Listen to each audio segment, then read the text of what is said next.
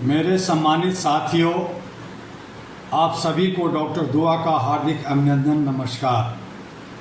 आज मैं एक कड़वा सवाल लेकर आपके बीच में हूँ। सवाल है, क्या भारत केवल डायबिटीज का शिकार है या हमारी राजनीति, हमारी व्यवस्था और हमारी सामाजिक सोच भी एक तरह की डायबिटीज से पीड़ित हो चुकी है। डायबिटीज शरीर में अचानक दिखाई नहीं देती, शुगर धीरे धीरे बढ़ती है। पहले व्यक्ति को लगता है कुछ नहीं हुआ, फिर कमजोरी आती है, फिर नसें प्रभावित होती हैं, फिर आंखें, हृदय, गुर्दे और शरीर के दूसरे अंग प्रभावित होने लगते हैं। ठीक यही कहानी किसी राष्ट्र की व्यवस्था में भी हो सकती है। जब भ्रष्टाचार थोड़ा बढ़ता है, हम कहते हैं चलता है। जब झूठ थोड़ा बढ़ता है, हम कहते हैं राजनीतिक है। जब भाई भतीजावाद बढ़ता है, हम कहते हैं अपने लोगों को कौन नहीं देखता। जब सत्ता अहंकारी होती है, हम कहते हैं सत्ता में ऐसा ही होता है। और जब जनता सवाल पूछना छोड़ देती है, तब बीमारी गंभीर हो चुकी होती है। मेरे देशवासियों, असली बीमारी क्या है? भारत की समस्या केवल यह नहीं कि हमारे सामने कितनी चुनौतियां हैं। सबसे बड़ी समस्या यह है कि हमने कई चुनौतियों को समान मानना शुरू कर दिया है। भ्रष्टाचार समान, महंगाई समान, बेरोजगारी समान, राजनीतिक अवसरवाद समान, दल बदल समान, झूठे वादे समान, जाति और धर्म के नाम पर राजनीतिक समान, और जनता की समस्याओं को चुनौती मौसम तक सीमित कर देना भी समान बना दिया गया है। मैं पूछना चाहता हूँ, क्या गलत को समान मान लेना ही नए भारत की पहचान बन जाएगी? नहीं, भारत इससे बड़ा, बहुत बड़ा है। भारत की आत्मा इससे बहुत महान है। भारत की जनता इससे बहुत अधिक जागरूक होने की क्षमता रखती है। राजनीतिक सेवा या सत्ता का व्यापार, ये सवाल बना हुआ है। लोकतंत्र में राजनीति का उद्देश्य क्या होना चाहिए? जनसेवा। लेकिन जब राजनीति का केंद्र जनता नहीं बल्कि सत्ता हो जाए, तो लोकतंत्र का रक्तचाप बढ़ने लगता है। जब चुनाव सेवा का माध्यम नहीं, सत्ता प्राप्त करने का साधन बन जाए, तो राजनीतिक में शुगर बढ़ने लगती है। चुनाव से पहले वादों की बारिश, चुनाव के बाद जवाबों का अकाल। जनता पूछती है, रोजगार कहाँ है, शिक्षा कहाँ है, सस्ता और गुणवत्तापूर्ण इलाज कहाँ है, महंगाई से राहत कहाँ है, किसान की आय और सुरक्षा कहाँ है, युवाओं का भविष्य कहाँ है, और सबसे महत्वपूर्ण, हमारे वोट के बाद हमारी आवाज़ कहाँ चली जाती है? सत्ता पक्ष हो या विपक्ष, जवाबदेही दोनों की होती है।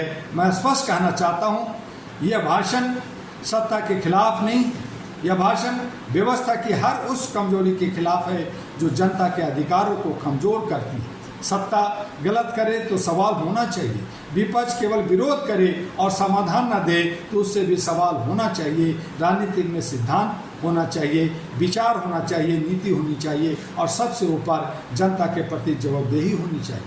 कुर्सी बदलने से देश नहीं बदलता, राजनीतिक संस्कृति बदलने से देश बदलता है। और फिर आइए, अंधभक्ति लोकतंत्र की सबसे बड़ी कमजोरी है। मेरे साथियों, किसी नेता से प्रेम कीजिए लेकिन विवेक मत खोइए। किसी पार्टी का समर्थन कीजिए लेकिन संविधान को मत भूलिए। किसी विचारधारा को मानिए लेकिन मानवता को मत छोड़िए, क्योंकि नेता राष्ट्र नहीं है, पार्टी राष्ट्र नहीं है, सरकार राष्ट्र नहीं है, राष्ट्र सबसे ऊपर है। और लोकतंत्र में जनता केवल तालियां बजाने के लिए नहीं होती है, जनता सवाल पूछने के लिए भी होती है। जनता को अधिकार है पूछने का, हिसाब दो।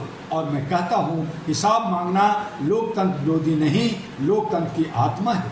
भारत का गिरता स्तर केवल राजनीति की समस्या नहीं, आज हमें स्वयं से भी सवाल करना होगा और हमें गलत और सही का हिसाब देखना होगा। तब लोकतंत्र की नसों में बीमारी फैलने जो लगी है, उसे ठीक कर सकते हैं। आज हमारे युवाओं से भी मेरा सवाल है, आप भी अपना जो है सही विवेक से काम करें। आपके पास भी विवेक होना चाहिए। राष्ट्रवाद का सबसे बड़ा प्रमाण है राष्ट्र के नागरिकों की गरिमा की रक्षा। मानवाधिकार किसी सरकार की कृपा नहीं है। आज All India Human Rights Association AHRA Global की ओर से मैं स्पष्ट कहना चाहता हूँ, मानवाधिकार किसी सरकार का उपहार नहीं है।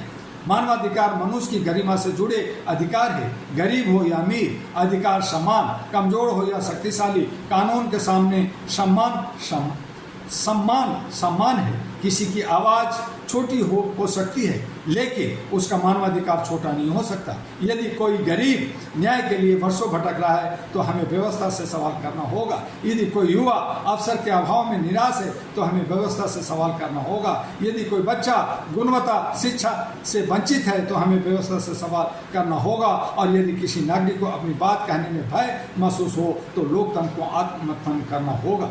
भारत को बीमारी के लक्षण नहीं, जड़ों का इलाज चाहिए। डायबिटीज में केवल लक्षणों को दबाना पर्याप्त नहीं है, जीवन शैली बदलनी पड़ती है, नियमित जांच करनी पड़ती है, अनुशासन चाहिए। ठीक इसी प्रकार लोकतंत्र को भी नियमित जांच चाहिए। जांच जवाबदेही की, जांच पारदर्शिता की, जांच भ्रष्टाचार की, जांच संस्थाओं की स्वतंत्रता की, जांच जनता के अधिकारों की, और सबसे बड़ी जांच हमारे अपने चरित्र।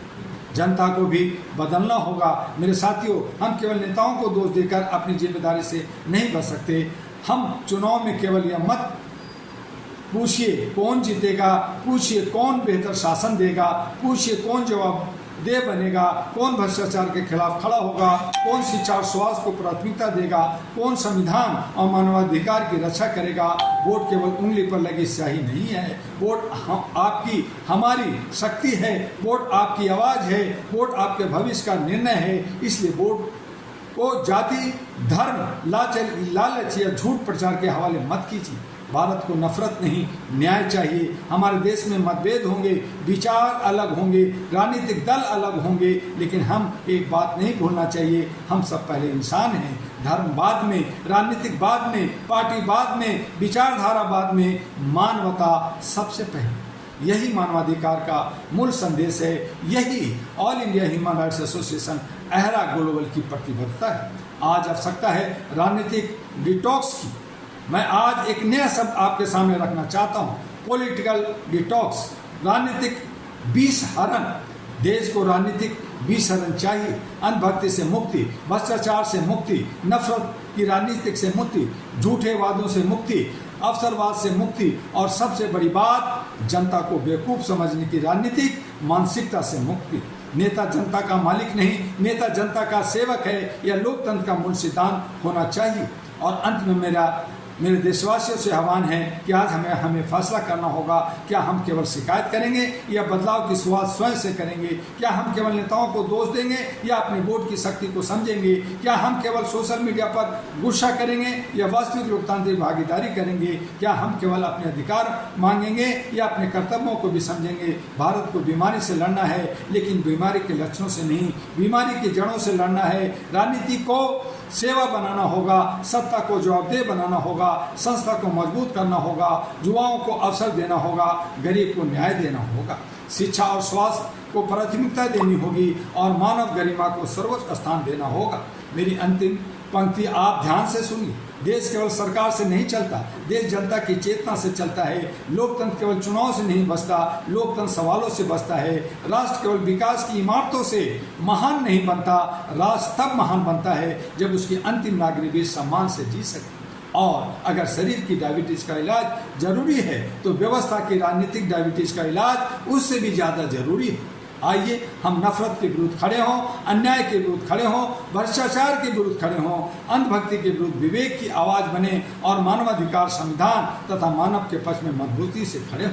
अहरा All India Human Rights Association AHRA Global का संदेश स्पष्ट है। मानवाधिकार भीख नहीं, न्याय कृपा नहीं, जवाबदेही विकल्प नहीं, और जनता किसी सत्ता की गुलाम नहीं। और इन्हीं शब्दों के साथ जय मानवता, जय भारत, जय अहरा कहूँगा। और आपसे फिर वही अनुरोध कि आप HRTV अहरा को और अहरा ग्लोबल जो YouTube का चैनल है, फेसबुक का चैनल है और तमाम सोशल मीडिया पे है, उसे लाइक, सब्सक्राइब, फॉरवर्ड करना ना भूलें, ताकि हमारी मनोबल बना रहे और आपसे मैं जुड़ा रहूं। अहरा के बारे में जानना चाहते हैं तो www.ahraglobal.org पर विजिट कीजिए, जाइए, और अहरा को जानकर, समझकर आप मानवीय मूल्यों के लिए, इंसानियत, ह्यूमैनिटी के लिए अहरा के साथ जुड़िए और एक ताकत बनते हुए पूरे विश्व के कोने कोने में काम कीजिए। आपका डॉक्टर दुआ फिर मिलेगा।